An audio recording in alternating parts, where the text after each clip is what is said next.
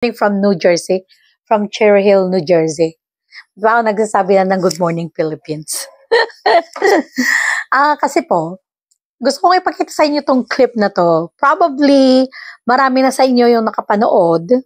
Meron din naman siguro yung hindi masyado pang, o hindi niya napanood, yung pangyayari sa BGC na isang Russian-American na vlogger na talaga naman yung maninindig yung balahibo mo sa inis sa vlogger na to kasi yung mga pampabastos na ginawa niya no sa security guard, sa isang babae. Like, you look, kung i-search nyo siya, parang itong Russian vlogger na to, para siyang baliw. No? So, I want you to watch, guys. Gabi ay kahapon ng late afternoon, etong si Vitaly, yung infamous Russian vlogger na nag-trending po on social media for doing disruptive acts dito sa sa BGC. Oo, na-achieve naman.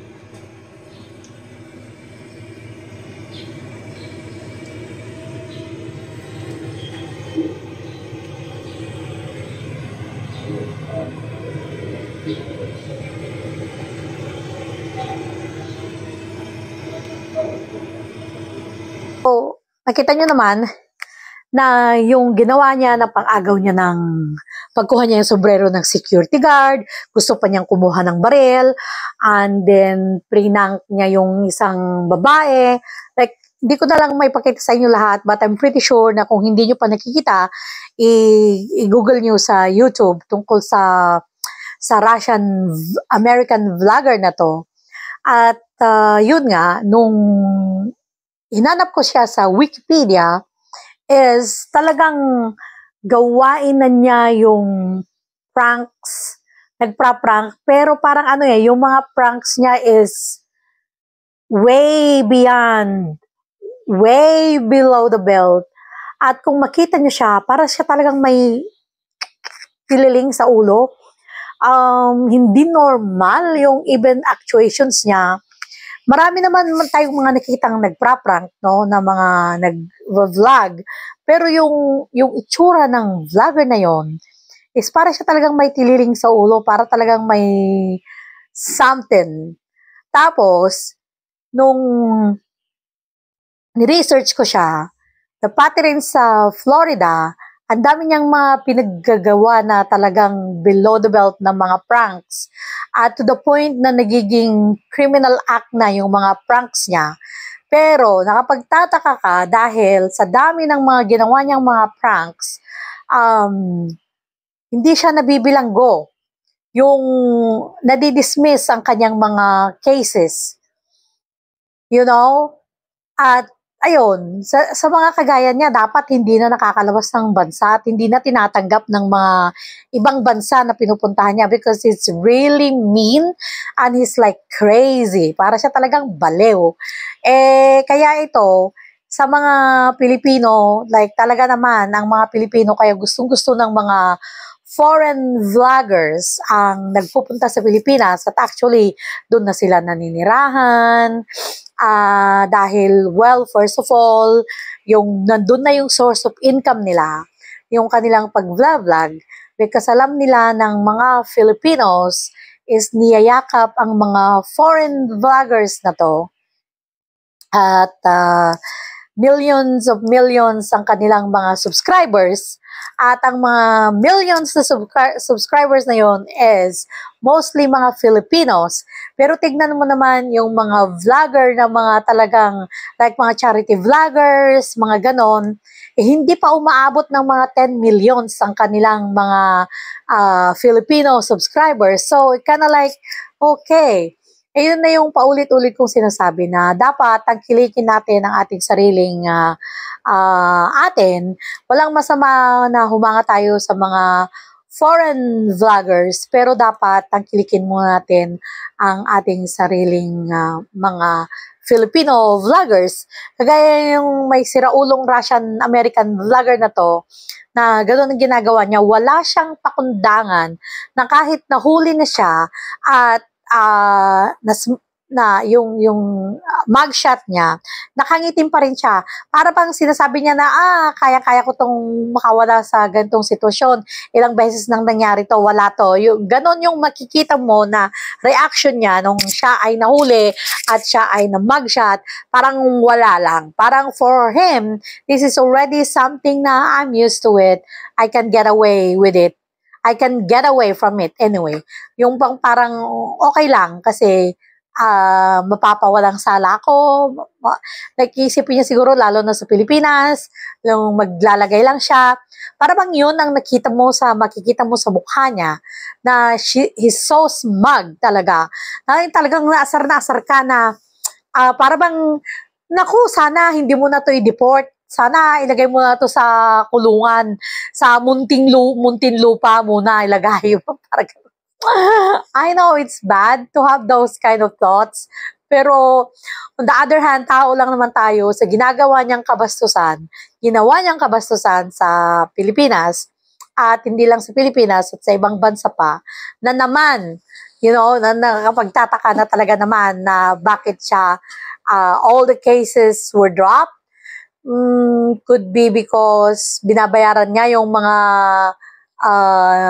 could be, maybe, ang mga taong nag-lodge ng complaint against him kasi bigla na lang napapawalang sala siya. Marami siyang mga cases, i-research nyo, dito sa Florida, marami siyang mga cases, sa Texas yata pa yung iba, marami siyang mga cases, and again, like I said, he looks abnormal. Sinisisi rin ng mga netizen or kahit na ang mga media at pati rin ang mga kapulisan sa Pilipinas na gusto rin nilang idamay pati yung kanyang videographer, kasi ang videographer niya ng Russian-American vlogger na to is Filipino, Vitaly Zordevsky. So ito ay Russian national na apparently sa Amerika nakatira. So gusto niya ng attention, yun ang gusto niya, yung attention. So imagine, gustong-gusto siya ng mga tao or inis na inis sa kanyang mga tao at subscribers niya yung sa mga 10 million. So either inis na inis sa kanyang mga tao, gustong-gusto siya ng mga tao, kasi imagine naman mga more than 10.2 million ang kanyang subscribers at ang mga views sa YouTube niya is 1.5 billion. So ang ibig sabihin nito is napakarami niyang kinikita sa YouTube. Kung ikaw ay meron ng views na 1.5 billion at meron ka ng subscribers na 10.2 million. Ako nga, wala akong 20,000 subscribers, pero kahit papaano is may barya-barya na. Imagine pag ikaw ay may 10.2 million subscribers. Kaya sana lahat ng mga Pilipino na subscribers nito, ng Russian-American na to na si Vitaly Zordevsky, ano na niyo na po siya, i-unsubscribe niyo na po. I-subscribe niyo na lang po yung mga charity vloggers nating mga Pilipino, gaya ni Pugong Bihero, gaya ng King Lax, gaya ng, sino pa ba yung iba dyan? Wildlife PH, subscribe nyo na rin po ako. At saka yung mga iba pang mga mga Filipino YouTube vloggers na especially yung mga nakakatulong sa mga mahihirap. So, yun po. Kaya talaga dapat ang mangyari, ang pinagdadasal ko, Grabe, ano pag nagdadasal na sana makulong ito sa kulungan ng Pilipinas bago ma-deport. Tuwang-tawa yan pag ma-deport, imagine libreng pamasahe. Kaya dapat huwag mo na siyang i-deport ng Bureau of Immigration, kasuhan siya ng maraming criminal na kaso para nang sa ganun is malagay mo na siya sa kulungan ng Muntinlupa para nang sa ganun matuto siya kasi hindi po siya natututo. Lahat ng mga criminal acts niya from pranking so all over the world is nakakawala siya or napapawalang sala siya. Kaya hopefully, come on, let's go. Philippines, let's go. I-prison natin itong itong bastos, walang pakundangan. It's like crazy man na American, Russian YouTube vlogger na to. Lesson learned po sana tayong mga Pilipino. Unsubscribe na natin to. 10.2 million, I'm pretty sure. Baka kalahati million nito is mga subscriber niya, mga Pilipino.